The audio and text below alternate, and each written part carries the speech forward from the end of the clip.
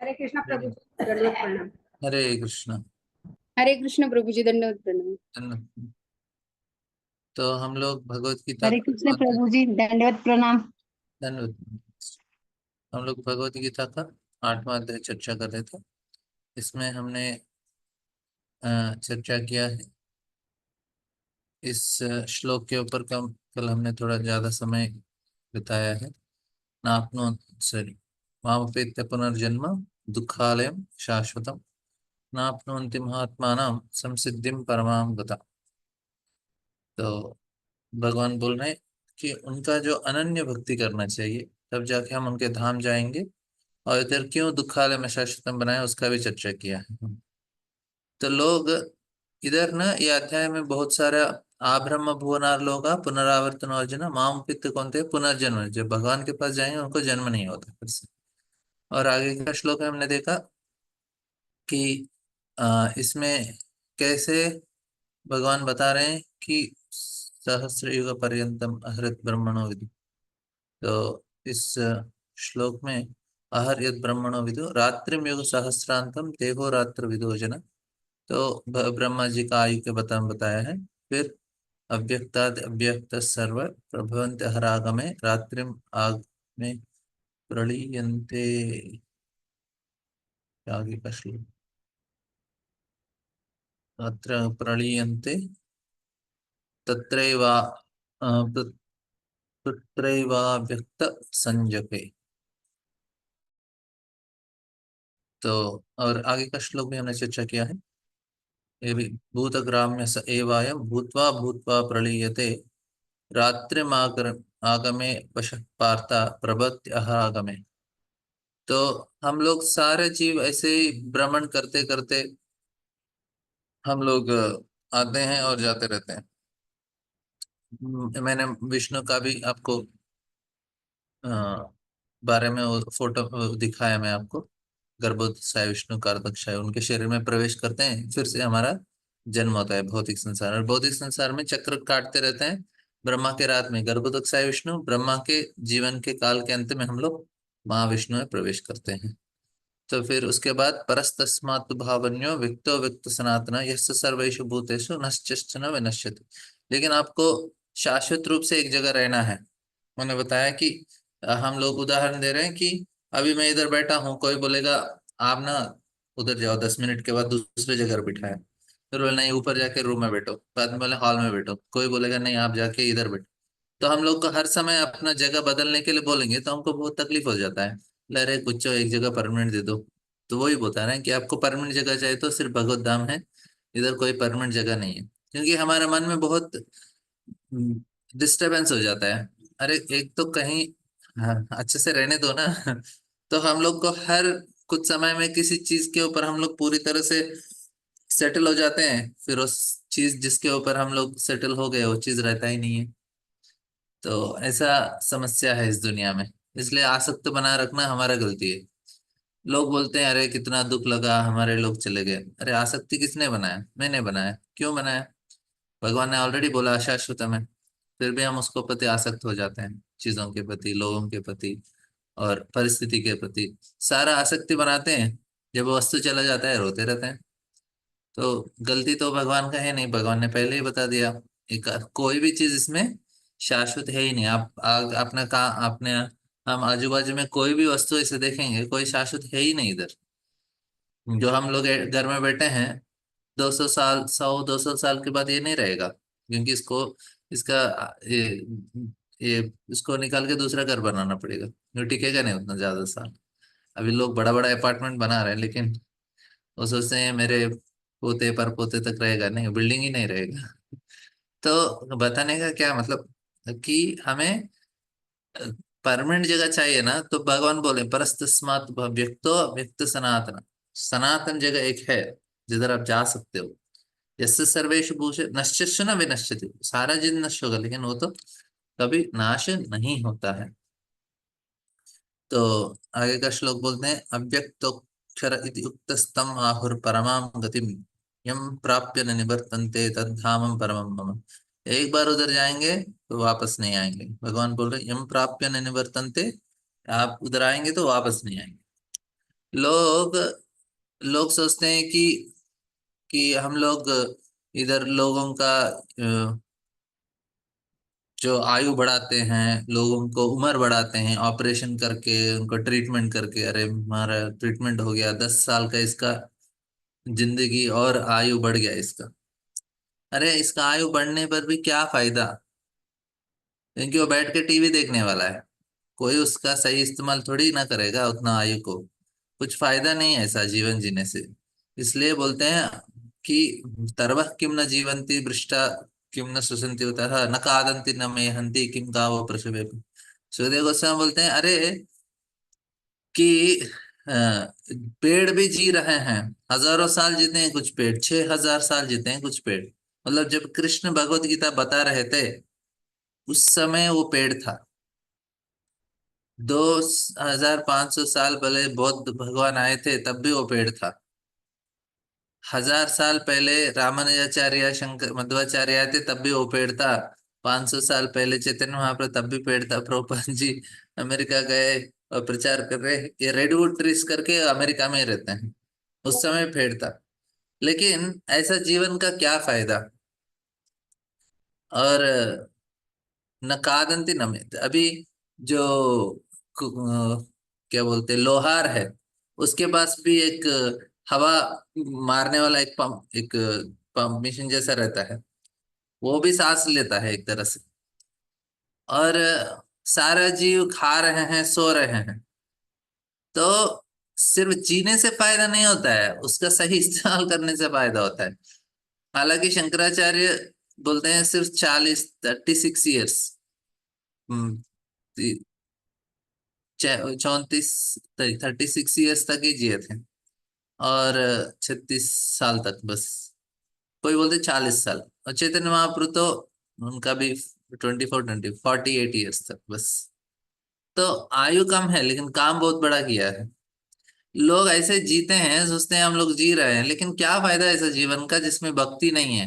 क्योंकि उसका कुछ फायदा नहीं है, क्योंकि हजारों साल हमने, सारे करोड़ों जन्म हमने अलग अलग जीवों में हमने बिताया है लेकिन कुछ किया नहीं। जो चीज करने से हम भगवत धाम जा सकते हैं, इस संसार के चक्र से छुटकारा प्राप्त कर से, वैसा जीना चाहिए। अभी लोग बोल रहे हैं अरे डॉक्टर ने मेरा ऑपरेशन किया और इसका आयु बढ़ा दिया। बढ़ाया, लेकिन क्या किया उसने उसके बाद? बैठ के टीवी देखा बस। और टीवी देखने के लिए 10 साल और मिल गया उसको। फिर क्या हुआ? फिर जो जो होना था, कोई नर्क जाएगा, कोई मांस मछली खाएगा तो नर्क जाएगा, नहीं कुछ ऐसे ही नॉर्मल जीवन जिया तो ऐसे ही फिर से जन्म लेगा। कोई थोड़ा पुण्य कार्य किया तो शायद स्वर्ग जा सकता है। लेकिन इस संसार के चक्र से तो छुटकारा नहीं मिला ना। तो क्या फायदा ऐसा जीवन का, ये पूछ रहे हैं। तो हमें जीना चाहिए जिस तरह से जीने से हमें इस संसार के चक्र से, पुनरपि जननम पुनरपि मरणम पुनरपि जननी जठरे शयनम, यह संसारे बहुत दुस्तारे कृपया पारे। इस संसार के चक्र से छुटकारा प्राप्त होने के लिए कैसे जीना चाहिए, ऐसा थोड़ा भी जिया तो बोलते हैं आपका जीवन थोड़ा बहुत भी भक्ति में गुजारा, हजारों हजारों जन्मों से भी आपका ये फायदा ही है। हमारा हजारों हजारों जन्म, करोड़ों करोड़ों जन्म ऐसे ही चले गए जिसमें भक्ति नहीं किया हमने। कुछ पल के लिए हमने भक्ति किया तो ऐसा जीवन जिसमें भक्ति नहीं, क्या फायदा? कितना बड़ा भी आदमी हो, आप देश के बड़े बड़े नेता भी हो सकते हैं, लेकिन आप संसार के चक्र से तो छुटकारा मिल नहीं रहा है ना आपको। फायदा क्या हुआ? आपके नुकसान ही है। कि बड़े बड़े मंत्री लोग भी अपोलो हॉस्पिटल में एडमिट करते हैं, मरते समय अपोलो हॉस्पिटल में मरते हैं। बड़े लोग हैं ना तो बड़े हॉस्पिटल में मरते हैं, क्योंकि उसमें दिन में लाख रुपए का तो बिल ऐसा ही आता है। और तो और भी ज्यादा बिल आएगा उनको, फिर भी कुछ फायदा नहीं है। मतलब फायदा मतलब, क्योंकि कुछ लोग ठीक है समाज का सेवा कर रहे हैं, कुछ चार लोगों को मदद कर रहे हैं, तो स्वर्ग जा सकते हैं। लेकिन संसार के चक्र से तो छुटकारा प्राप्त नहीं होना उनको। क्यों? इधर बोल रहे हैं भगवान, आ ब्रह्म भुवनार लोका पुनरावृत्ति न चला। अब कहीं भी जाओ ब्रह्मांड में फिर से आना पड़ेगा इधर। तो आपने क्या किया? ऊपर जाए गए, अच्छा पुण्य कार्य किया, समाज के लिए थोड़ा बहुत आपने सेवा किया, धर्म का पालन किया, उसके वजह से आपको स्वर्ग गति प्राप्त हुआ। लेकिन उस पुण्य के वजह से आप स्वर्ग तो गए, लेकिन जब आपका पुण्य क्षीण हो जाता है फिर से आपको पृथ्वी में आना पड़ेगा। समझ रहे हैं? तो फायदा क्या हुआ? फायदा तो है। क्या फायदा कि समय बर्बाद हो गया बस। वही आप भक्ति करते तो आप भगवत धाम जाते थे। तो हमें भक्त के लिए हमें इसलिए बहुत महत्वपूर्ण है, भक्त लोग मिलना, भक्त का संग मिलना बहुत हमारे लिए फायदा है। क्यों? क्योंकि भक्त हमको संसार के चक्र से छुटकारा दिलाते हैं, बाकी लोग नहीं कर सकते। किसी ने तो इतना गरीबों का सेवा किया है, समाज के लिए सेवा किया है, नो निचले वर्गों के लिए, उनके उद्धार के लिए उन्होंने मदद किया है, और बड़े बड़े धार्मिक कार्य किए हैं। और कुछ कुछ लोग ऐसे मदद करते हैं लोगों को, उनका हॉस्पिटल बनाने में, स्कूल बनाने में, ऐसे बहुत सारा सेवा करते हैं लोग। लेकिन लेकिन वो सिर्फ स्वर्ग जा सकते हैं उससे, आत्मा का उद्धार नहीं होता है उससे। समझ रहे हैं? तो बड़े लोग हैं, बड़ा समाज के लिए सेवा किया, अभी मदर तेरेसा जैसे लोग तो इतने गरीबों को उन्होंने मदद की। ऐसे बहुत सारे लोग हैं, राजनेता हैं, देश के लिए अपना जीवन, स्वतंत्रता के लिए जीवन को न्यौछावर कर दिया है बहुत लोगों ने। तो ऐसे लोग हैं जिन्होंने किया है, लेकिन क्या नहीं किया? भक्ति नहीं किया। तो यही कारण है, प्रभुपाद जी गांधी का पालन करते थे, गांधीवादी थे। तो भक्तिसिद्धांत से ठाकुर को पहली बार मिलने के लिए जाते हैं, तो भक्तिसिद्धांत से ठाकुर बोलते हैं आप ना ये भगवान चैतन्य महाप्रभु का जो संदेश है उसका अंग्रेजी में प्रचार कीजिए, भक्ति के बारे में लोगों को बताइए। तो प्रभुपाद बोलते हैं क्या बात कर रहे हैं आप, हमारा तो गुलामी, ये तो 1922 के समय में था, तो हमारा देश तो गुलामी में है, इस गुलामी में हम लोग हैं, तो प्रचार क्या करेंगे? पहले तो हमको अपना देश को स्वतंत्रता दिलानी चाहिए। तो भक्तिसिद्धांत से बोले अरे उसका क्या चिंता कर रहे हो? ये जो राजनीतिक परिस्थिति है देश का, वो तो ऊपर नीचे होता ही रहता है, लेकिन उसको हम कुछ सीरियसली नहीं ले सकते। हमें लोगों को उद्धार करना है इस संसार के चक्र से। ये तो परिस्थिति बदलता ही रहता है। आज ब्रिटिश आए, उस समय मुगल थे, उस समय कुछ और राजा थे, अभी हमारे खुद के देश को लोग हमारा पालन करते। ऐसा तो चलता ही रहता है। लेकिन हमें लोगों को उद्धार करना जरूरी है संसार के चक्र से, हमें जरूरी है आध्यात्मिक ज्ञान। तो 1 घंटे तक प्रभुपाद का वाद विवाद चलता है अपने गुरु से।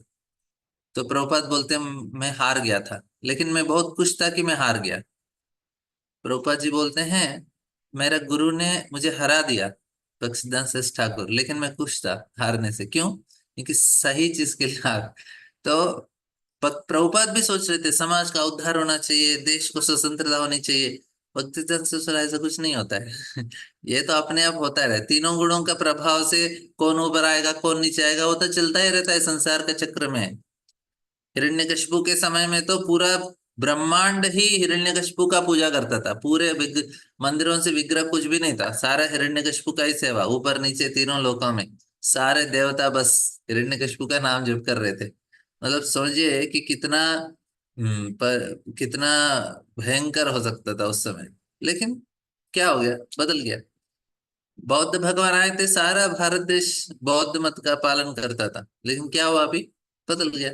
तो क्योंकि ये सारा चीज बदलता रहता है, लेकिन क्या नहीं, क्या चाहिए जीव को? भक्ति करना चाहिए। तो भगवान ये भगवत गीता से ये सीखना चाहिए कि ज्यादा उम्र नहीं चाहिए हमको, ज्यादा देर भक्ति चाहिए हमें। कितना भी समय हम जी रहे हैं उतना समय में हमको भक्ति करना सीखना चाहिए। बाकी आयु इसका तो इतना साल जिया, 80 साल जिया, 90 साल जिया। मेरा माँ बोलती है किसी को देखो इतना साल जिया, इतना साल जिया, मतलब जी के क्या किया उसने? भक्ति थोड़ी नहीं की। जब किया क्या? भागवत पढ़ा क्या? नहीं ना। तो फायदा नहीं है। अभी उस समय तो है, अभी आजकल के लोग जिएंगे तो वो क्या करेंगे? टीवी देखेंगे, मोबाइल से खेलते रहेंगे, अपना मैसेज भेजते रहेंगे लोग, और दूसरों को मैसेज देखते रहेंगे, बस उससे ज्यादा कुछ करते नहीं है लोग। बुढ़ापे में कैसे तो नौकरी नहीं करते, पैसा तो जो बचा है उसी से चलाते हैं। बाकी का टाइम क्या करते हैं? बस कब दूसरों से, अपने लोगों से बात करना। कृष्ण के बारे में थोड़ी ना चर्चा होता है, तो क्या फायदा? जीना नहीं, मतलब कैसे जी रहे हैं वो भी भक्ति में जीना चाहिए, भक्ति के साथ जीना चाहिए। बाकी का कोई ऐसा मतलब लोग बोलेंगे अरे ये हरे कृष्णा वाले सिर्फ हरे कृष्ण जोड़ के और कुछ बोलते नहीं है, क्योंकि वही सच है इसलिए बोल रहे हैं। अभी इस संसार के चक्र से छुटकारा प्राप्त करने के लिए और कोई और साधन नहीं है। चैतन्य महाप्रभु ने हरे नाम हरे नाम एव केवलम। प्रभुपाद जी अमेरिका जाके इतने बड़े बड़े बुद्धिमान लोग थे उधर, अमीर लोग थे, सुंदर लोग थे, सारा सुख सुविधा था, फिर भी क्या नहीं था, सुखी नहीं थे। इसलिए प्रभुपाद जी उनको बोले ये होगा नहीं आपसे, आप भागवत पढ़िए और नाम जप कीजिए, बस उसी से मिलता है। और लोगों ने इसको स्वीकार किया क्योंकि समझ गए थे वो। तो अभी भी वही है, कितना भी हमें हो, देखिए आजकल इतना लड़ाई क्यों होता है? लड़ाई क्यों होता है? क्योंकि लोग दुखी हैं। जब दुखी हो जाते हैं ना, तो दुख का कारण ना किसी और का जिम्मेदार ठहराते हैं। ये नहीं समझते कि हम भक्ति नहीं कर रहे हैं इसलिए हम दुखी हैं, हम अपना दुख का कारण किसी और को जिम्मेदार मानते हैं। ये गलत चीज है। जिम्मेदार तो हम खुद हैं। तो क्या होता है ना, किसी को दुख लगता है, अभी वो उसको समझ में नहीं आ रहा दुख का क्या कारण है। वो क्या करता है, शायद मेरी बहू की वजह से दुख हो रहा है मुझे नहीं तो सास की वजह से दुख हो रहा है, पति की वजह से हो रहा है, नहीं तो पड़ोसियों की वजह से हो रहा है, नहीं तो हमारे रिश्तेदारों की वजह से हो रहा है, नहीं तो बॉस की वजह से हो रहा है, नहीं तो बच्चों की वजह से हो रहा है, और नहीं तो देश का सरकार के वजह से हम दुखी हैं। किसी न किसी को हम निंदा करते हैं। इसलिए अभी दूसरे देशों में से देखेंगे ना, बहुत सारा क्या बोलते हैं, प्रदर्शन निकाला जाता है, ये ठीक नहीं है, वो ठीक नहीं है, सरकार ठीक नहीं है, क्योंकि लोग बहुत त्रस्त हो गए हैं। उनको समझ में आ रहा है दुखी क्यों है। सब कुछ है लेकिन दुखी है। कुछ लोग पैसा भी है घर में, सब सब कुछ, दो तीन नौकर भी रखे हैं और सारा व्यवस्था है, और लोग सब कुछ होने के बावजूद फिर भी लोग दुखी रहते हैं। तो ये क्यों ऐसा होता है? क्योंकि भक्ति नहीं कर रहे हैं, मन को आनंद नहीं मिल रहा। मैं कल बताया ना आपको, क्योंकि उनको भौतिक चीजों से उनको दुखों से बाहर निकलने का प्रयास करते हैं, सुख सुविधा प्राप्त करते हैं, लेकिन आत्मा संतुष्ट नहीं है। आत्मा संतुष्ट होता है भक्ति करने से। बाकी कोई चीज हमें कभी संतुष्टि दे नहीं सकता। हम लोग प्रयास कर रहे हैं उसको बदलने का, लेकिन हो नहीं रहा है ऐसा चीज है। तो इधर 22वां श्लोक में भगवान बताते हैं कि पुरुषस्य परः पार्थ भक्त्या लभ्यस्त्व अनन्यया यस्यान्तस्थानि भूतानि येन सर्वम इदम ततम। तो इधर भगवान बोलते हैं, हाँ तो ये भी हमने कल चर्चा किया, तो भगवान अपने आप को दूसरे व्यक्ति के रूप में संबोधित कर रहे हैं। तो हमने ये चर्चा किया भगवान विनम्र हैं तो अनन्य भक्ति के द्वारा, तो भक्त्या लभस्व अनन्यया, तो परम पुरुष स परः पार्थ, तो भगवान को प्राप्त कर सकते हैं कब? भक्ति के द्वारा ही, वो भी अनन्य भक्ति के द्वारा। कोई उसमें आप बहुत अच्छा स्वीट राइस बनाया हो और उसमें थोड़ा मिट्टी मिला दिया, तो कैसे खा सकता है कोई?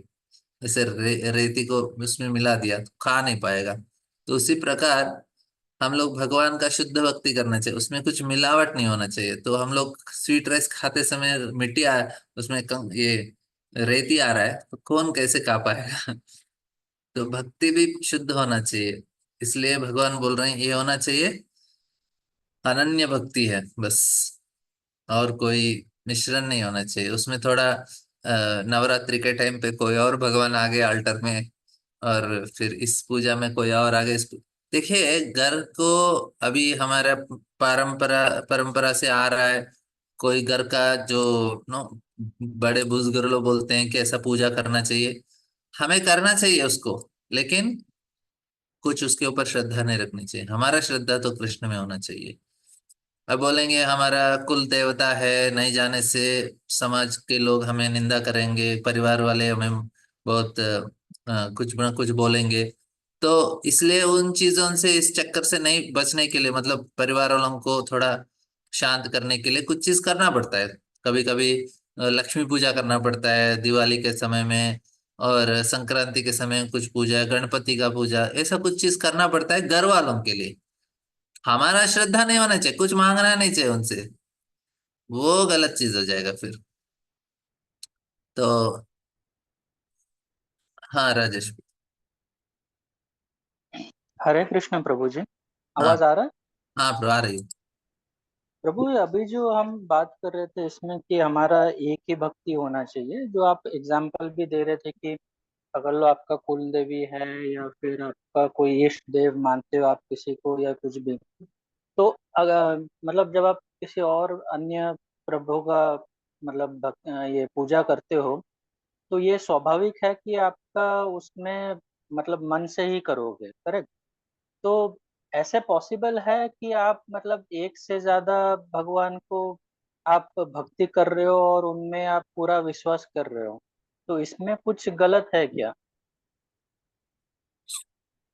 वो क्योंकि सारा देवी देवताओं को शक्ति कृष्ण से मिल रहा है, तो किसी और को क्यों पूछना चाहिए, कृष्ण से ही पूछ रहे हैं ना, तो उन्हीं के साथ रहना चाहिए। तो भगवान खुद बोल रहे हैं 7वें अध्याय में, हमने ठीक से सुना ना, उसमें बोल रहे हैं अविधि पूर्वकम, ये विधि के अनुसार नहीं है। जो विधि के अनुसार करना चाहिए, विधि के अनुसार सिर्फ हम कृष्ण का सेवा करना चाहिए, किसी और का नहीं करना चाहिए। करे अभी हम लोग ऐसे समाज में हैं, परिवार वाले हैं, तो करते हैं, करने के लिए कुछ बाध्य है तो करेंगे, लेकिन श्रद्धा तो उनके ऊपर नहीं रखना चाहिए, सिर्फ कृष्ण के ऊपर रखना चाहिए, क्योंकि सारा चीज कृष्ण से आ रहा है, तो किसी और के पास क्यों जाने का। हाँ वो ठीक है, लेकिन अगर आप किसी प्रभु का पूजा कर रहे हो तो श्रद्धा से ही करोगे, नहीं तो फिर वो फॉर्मेलिटी जैसा हो हाँ जाएगा। सिर्फ जैसे आप फॉर्मेलिटी करना है, श्रद्धा तो सिर्फ कृष्ण के ऊपर रखना है, इसलिए वो तब जाके वो अनन्य भक्ति होता है। अच्छा, फॉर्मल हम लोग परिवार वालों का मन रखने के लिए फॉर्मेलिटी करना चाहिए, लेकिन हमारा श्रद्धा तो कृष्ण के ऊपर होना चाहिए। बट इसमें प्रभु जी ये मतलब ये क्वेश्चन के लिए काइंडली एक्सक्यूज मी, बट ऐसा है कि मतलब एक्चुअली ये क्वेश्चन कैसे फ्रेम करूं मेरे लिए थोड़ा डिफिकल्ट है। पहले प्रूव करना नहीं चाहिए हमें, अभी करना ही पड़ता है, सिर्फ फॉर्मेलिटी करो। अभी करना नहीं चाहिए हमको ऐसे देवताओं का पूजा, लेकिन अभी ऐसा हम परिवार में है तो उनको मन रखने के लिए करना पड़ता है, लेकिन जरूरत नहीं है हमें, वो फॉर्मेलिटी कीजिए बस उनके मन रखने के लिए, क्योंकि देवी देवताओं को हम आदर देते हैं, बड़े लोग हैं, उनके वजह हम्म, से संसार, उनके द्वारा भगवान इस संसार को चला रहे हैं, तो उनका देने वाला आदर उनको देंगे, लेकिन उनको भगवान की तरह नहीं मानेंगे। और दूसरा है, उनसे कुछ नहीं चाहिए हमें, हम बोलेंगे अरे आप बड़े, अभी प्रधानमंत्री आपके घर आएंगे तो आप उनको आदर देंगे, उनको थोड़ा अच्छे से उनको ट्रीट करेंगे, उनको बहुत मतलब, लेकिन उनसे कुछ मांगने का जरूरत नहीं है हमें, क्योंकि हमको तो कृष्ण देते हैं, प्रधानमंत्री से ही मांगे। तो ऐसे देवी देवता हमारे घर आएंगे, उनको पूजा करेंगे, उनका सब कुछ अच्छा आदर करेंगे, लेकिन बोलेंगे ठीक है आप आए हैं, अच्छा लगा, आप वापस जाइए, हमें कुछ नहीं चाहिए, हमको देना है तो भक्ति दीजिए कृष्ण के प्रति, ऐसा है। अच्छा ठीक है प्रभु। ठीक है प्रभु। और किसी को प्रश्न है इसके ऊपर? ठीक है, आगे का श्लोक में, यत्र काले अनावृत्तिम आवृतम चैव योगिनः प्रा प्रयाता याति तं कालम वक्ष्यामि भरतर्षभा। तो इधर फिर भगवान थोड़ा हे भरत श्रेष्ठ, अब मैं तुम्हें उन विभिन्न कालों को बताऊंगा जिनमें इस संसार से प्रयाण करने के बाद योगी पुनः आता है अथवा नहीं आता। अभी देखिए कैसे योगी संसार से बाहर निकलता है, कौन सा समय में अपना शरीर छोड़ने से, और कौन सा समय में शरीर छोड़ने से फिर से उनको वापस आना पड़ता है। मतलब भगवान क्या बताना चाहते हैं कि हमें अंततोगत्वा इस संसार से बाहर निकलने का प्रयास करना चाहिए। कितना साल जिएंगे वो मतलब नहीं है, आपका प्रयास सही होना चाहिए, बताना चाहते हैं भगवान। ये पूरा अध्याय में अंत काल में आपको यम यम वापि स्मरम भाव, अरे आपका भाव कैसा है वैसे आपको भूतवा भूतवा इसी संसार चक्र में आप आज आ रहे जा रहे आ रहे जा रहे, जो संसार नष्ट हो रहा है आ रहा है आपके वजह से हो रहा है।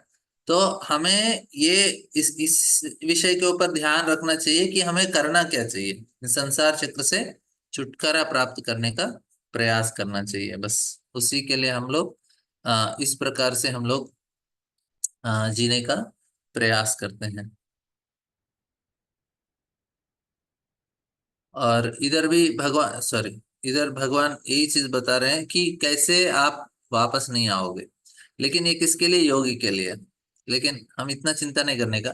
भगवान ने तस्याहम सुलभ पार्था, बहुत सुलभ मार्ग बताया, कैसे भक्ति के द्वारा हम बहुत आसानी से भगवान को पहुंचेंगे। लेकिन ये सारा चीज थोड़ा जान भी लेना चाहिए, कि जानकारी इसका भी होनी चाहिए कि कैसे होता है ये।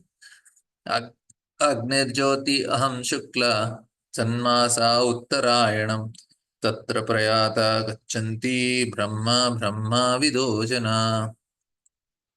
इधर बोल रहे हैं कि जब जब परब्रह्म के ज्ञाता है, जो परब्रह्म के ज्ञाता है, वे अग्निदेव के प्रभाव में, प्रकाश में, दिन के शुक्ल पक्ष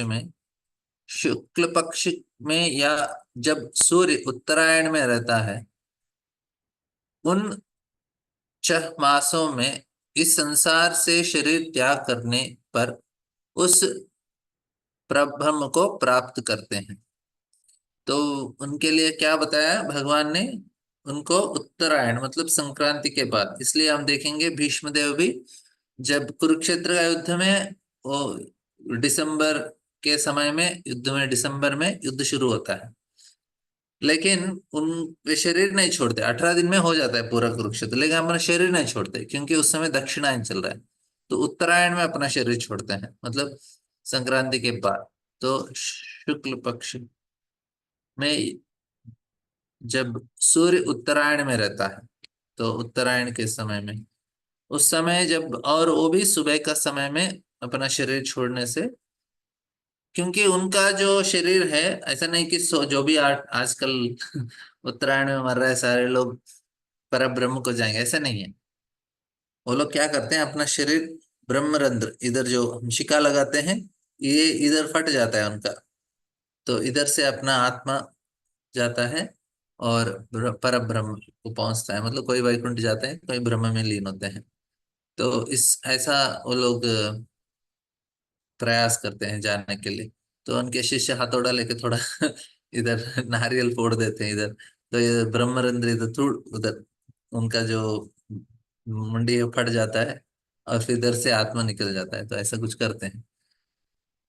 हम अलग अलग लोग ले अलग अलग चीज बताते हैं, तो कुछ लोग ऐसा करते हैं इधर। लेकिन बता रहे हैं कि उस समय उनको अपना शरीर छोड़ना चाहिए, योगियों के लिए, हमारे लिए नहीं।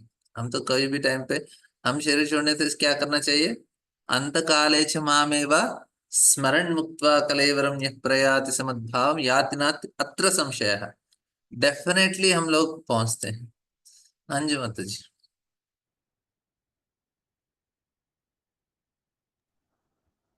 हरे कृष्ण प्रभु जी। थोड़ा प्रभु जी जोर ये से बोलिए माता जी, आवाज नहीं आ रही। हरे कृष्ण प्रभु जी। प्रभु जी, ये अपने बस में थोड़े है कि मेरे प्राण कब निकलेगा। ओ, योगियों के लिए ऐसा होता है माता जी, योगी लोगों के लिए ना इतना वो अपना। आपकी आवाज नहीं आ रही है। अच्छा, अभी आ रही है आवाज? आवाज आ रही है? आवाज नहीं आ रही है प्रभु जी। ओ, किसी को भी नहीं आ रहा है मेरा आवाज? धीरे आ रही है प्रभु जी। हरे कृष्णा प्रभु अभी आ रही है आवाज? जी जी, आवाज आ रही है। हाँ, तो मैं क्या बता रहा था कि जो योगी लोग हैं उनके पास उतना सिद्धि होता है कि तो वो जब चाहते हैं तभी उनकी तब अपना शरीर छोड़ सकते शरीर हैं। छोड़ सकते हैं। साधु सब जाने। और ये आदमी तो जानबे नहीं करता, वो चाह के भी नहीं छोड़ पाएगा। हाँ, हमें ना मतलब जी, इसलिए भगवान का स्मरण करते रहे हैं, तो भगवान डिसाइड करेंगे। अंत काले च मामेव स्मरण मुक्ता कले, तो भगवान ने हमको ऑलरेडी दूसरा फॉर्मूला दिया। आप इसका चिंता मत करो, उत्तरायण में छोड़ रहे हैं, दक्षिणायन में छोड़ रहे हैं, मेरा स्मरण करते हुए छोड़ो, मेरे धाम को अत्र संशय, बिना संशय के मेरे धाम पहुंचोगे। तो भगवान का आश्वासन तो भक्तों के लिए अलग से दिया है भगवान जी जी प्रभु जी। हरे कृष्ण प्रभु जी। ने। अरे, और किसी को प्रश्न है?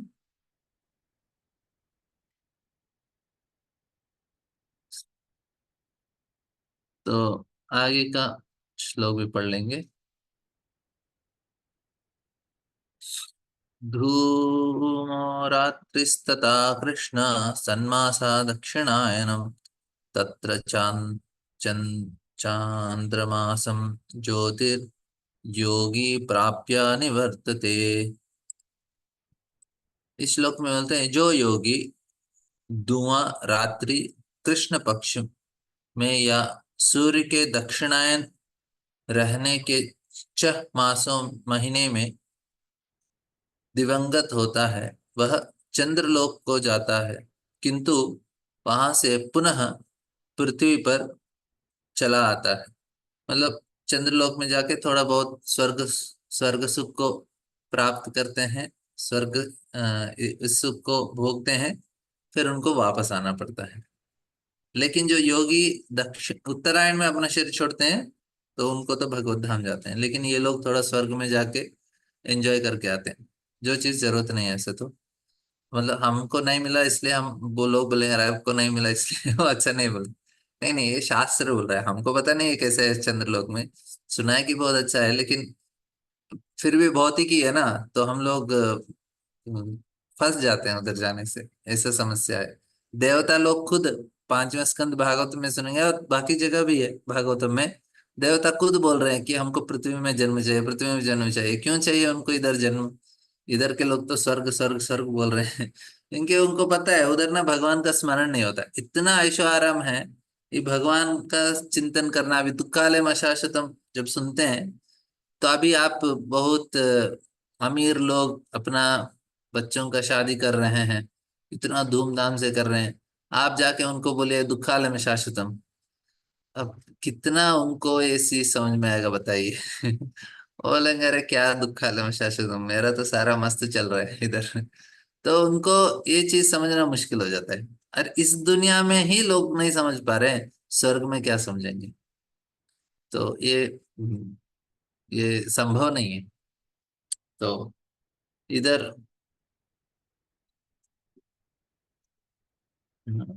इस आगे का श्लोक में बता रहे हैं, शुक्ला कृष्णे गति एते जगत शाश्वते मते एकया यात अनावृत्तिम अन्यया वर्तते पुनः। तो इस श्लोक में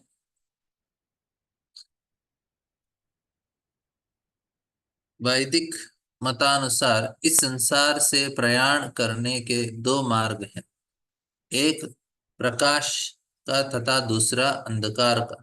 जब मनुष्य प्रकाश के मार्ग से जाता है तो वह वापस नहीं आता, किंतु अंधकार के मार्ग से जो जाने वाला पुनः लौट कर आता है।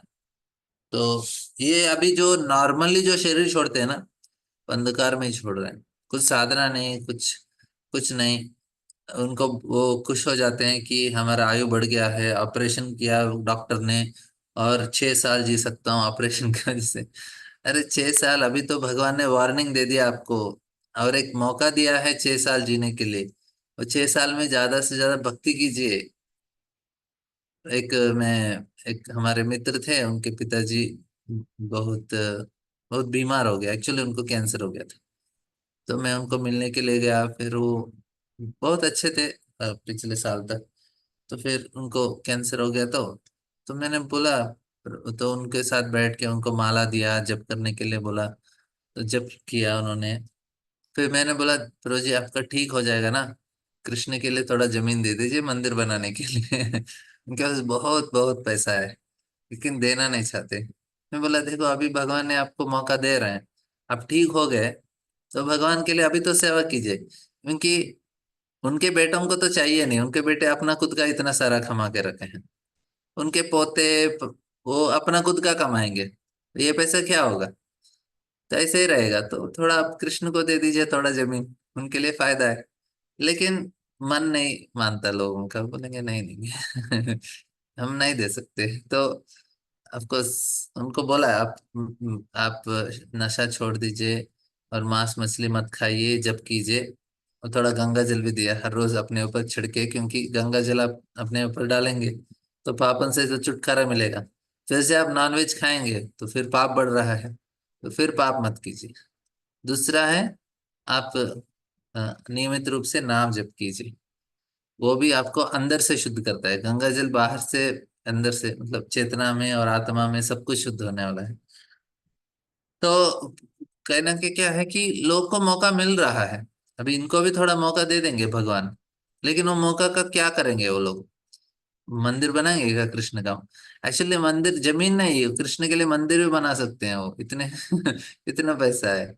लेकिन मौका मिलता है लेकिन इस्तेमाल नहीं करते। भगवान एक बार नहीं, कितने जन्मों जन्मों हमें मौका देते हैं, फिर से मनुष्य का जन्म देते हैं, फिर से मनुष्य का जन्म देते हैं।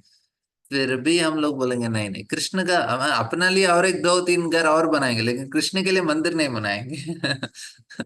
अब कृष्ण के लिए मंदिर बनाएंगे तो फिर आपको इधर भौतिक दुनिया में आपको फिर से मंदिर बनाने, घर बनाने की जरूरत नहीं पड़ेगा, क्योंकि आप आध्यात्मिक जगत चले जाएंगे।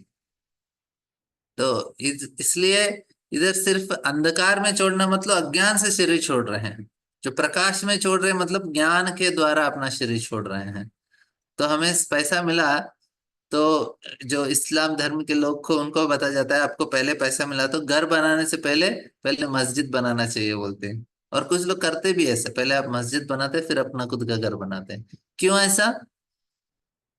क्योंकि जीवन का लक्ष्य खुद को सेटल करना नहीं है, इस दुनिया में सेटल अच्छा से सब कुछ सेटल करने के लिए नहीं है, इस दुनिया से छुटकारा प्राप्त करने के लिए। इसलिए पहले भगवान को हम देते हैं, उसके बाद जो बचा हम अपने लिए कर लेंगे। अपने लिए तीन चार गन बनाएंगे, लेकिन भगवान के लिए एक मंदिर नहीं बना सकते लोग।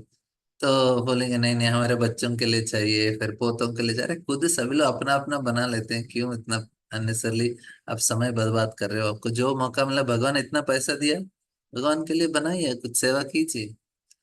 तो ऐसा रखना नहीं चाहिए इतना सारा कुछ भी हमारे साथ नहीं आने वाला है।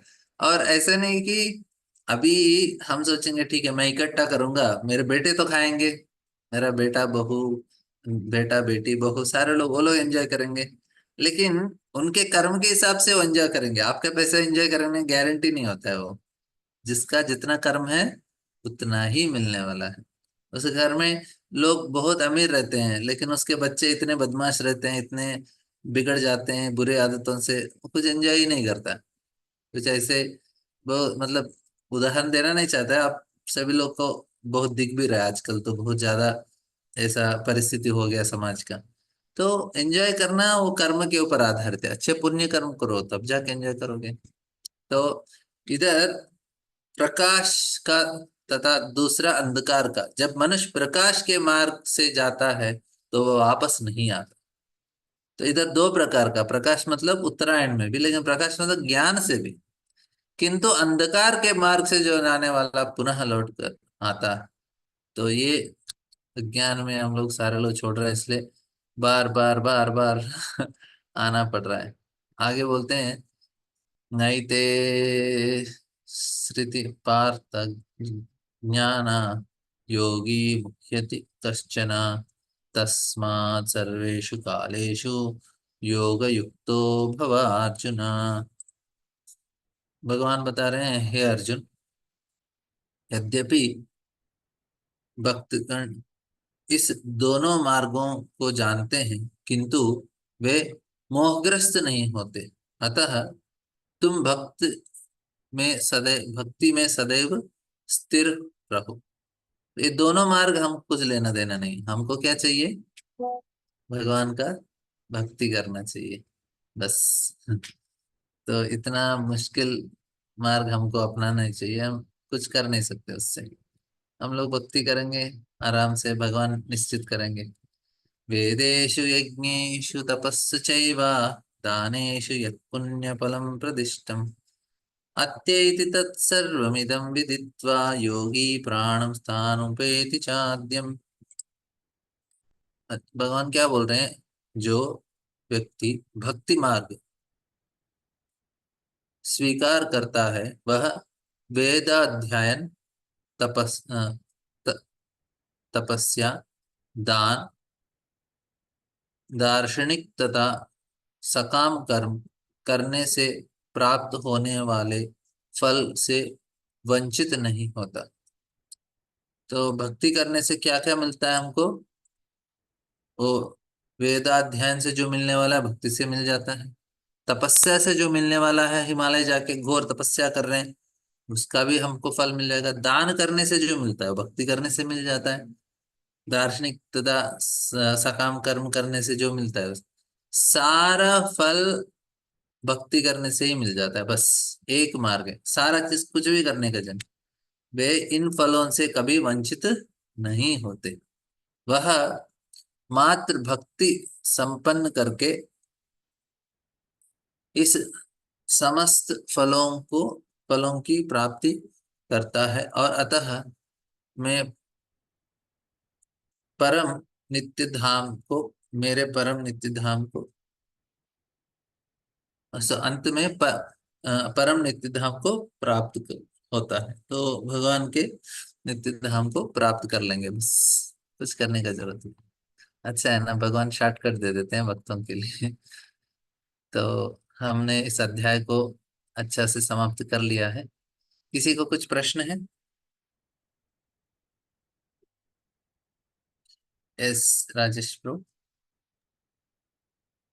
प्रभु जी, डायरेक्टली अभी जो हम श्लोक पढ़ रहे हैं उसके रिलेटेड नहीं है, बट जैसे हाँ, इसमें बहुत सारा श्लोक में आता है, जैसे स्वर्ग लोग है, या अभी जैसे चंद्र लोग इसमें आ गया, या जैसे कुछ और श्लोक में भक्ति धाम आता है। तो ऐसे कितने लोक हैं वो, अगर आप थोड़ा एक 14 आइडिया लोग दे हैं। दे। और 14 लोग जैसे हैं। हमने पढ़ा, 14 लोग हैं। ओके, तो उसका हम भूमंडल में हैं। उसका कोई हमारे ऊपर लिस्ट है गौर कि? मंडल है, उसके ऊपर स्वर्गलोक है, जनलोक है, महरलोक है, तपलोक है। नीचे अतल, सुतल, तलातल, रसातल, महातल और पाताल, ऐसे 7 नीचे 6 ऊपर। भागवतम में है प्रभु सारा, कौन कौन से लोक में क्या है। अच्छा, तो उसमें पूरा डिटेल है, और उसमें हाँ, मतलब ये है उसमें कि क्या होता जैसे, है इतना डिटेल नहीं है, लेकिन एटलीस्ट लिस्ट तो बताया कि कैसे ऊपर नीचे थोड़ा बहुत दे दिया कुछ श्लोकों में। तो उसमें प्रभु जैसे हम इसमें कई श्लोकों में भी पढ़ते हैं कि योगी ऐसा करते हैं तो ये लोग जाते हैं। ओब्वियसली भक्ति का तो स्ट्रेट है कि वो सीधा भगवत धाम जाते हैं, बाकी सबका उन्होंने बताया कि ऐसा करने से ऐसा हाँ लोग जाते हैं। तो ये रिलेशनशिप, ये कहीं पे हमें इसका डिटेल मिल सकता है कि? हाँ हाँ, भागवतम में दूसरे स्कंद में थोड़ा बहुत है, और बृहद भागवतामृतम भागवतम के 5 स्कंद में थोड़ा बहुत इनके बारे में बताया कि अलग अलग ग्रह कैसे होते हैं, मतलब क्या क्या कितने दूर में कौन सा ग्रह है। और बृहद भागवतामृत में थोड़ा बहुत इन लोगों का वर्णन भी है, स्वर्गलोक कैसे होता है, तपलोक कैसे होता है, जनलोक कैसे, थोड़ा बहुत वर्णन है। ऐसे हमको अलग अलग जगह में थोड़ा थोड़ा मिल जाता है, उनके बारे में जानना है तो। ठीक है प्रभु। और किसी को कुछ धन्यवाद। प्रश्न है? ठीक है, तो हमारा 8वां अध्याय समाप्त हो गया। कल से 9वां अध्याय बहुत महत्वपूर्ण अध्याय है, जरूर अटेंड कीजिएगा। 9th चैप्टर मिस नहीं करना चाहिए। बहुत अच्छे अच्छे श्लोक है इसमें, बहुत अच्छा वर्णन दिया है भगवान ने। तो हम लोग आगे पढ़ेंगे 9th चैप्टर। तो किसी को प्रश्न है? और नहीं तो एक बार हम लोग रीता माता जी का भाई के लिए, थोड़ा उनको तबीयत ठीक हो जाए, उनके लिए प्रार्थना करेंगे। 3 बार हरे कृष्ण मंत्र बोल के फिर समाप्त करेंगे। हरे हरे हरे कृष्णा कृष्णा, हरे हरे कृष्णा, कृष्णा कृष्ण कृष्णा कृष्णा हरे हरे, कृष्णा हरे हरे हरे राम हरे राम, हरे राम राम राम हरे हरे हरे कृष्ण हरे हरे कृष्ण, कृष्णा कृष्ण कृष्ण कृष्णा हरे हरे, कृष्णा हरे हरे हरे राम हरे हरे राम, राम राम राम हरे राम हरे, हरे हरे हरे हरे कृष्ण हरे कृष्णा हरे कृष्ण, कृष्णा कृष्ण कृष्णा हरे हरे, कृष्णा हरे हरे हरे राम हरे राम, हरे राम राम राम। राम राम हरे हरे हरे कृष्णा दंडवत प्रणाम प्रभु आदि भगवान प्रभु, हरे आप कृष्णा डिसेबल कोर्स ले हरे सकते हैं। कृष्णा हरे कृष्णा दंडवत प्रणाम प्रभु कुछ बोल रहे ब्रो? आप डिसेबल कोर्स हिंदी में ले सकते हैं प्रभु, disciple course? ISKCON disciple course. हाँ, लिया तो नहीं है ब्रो जी, ले सकता हूँ।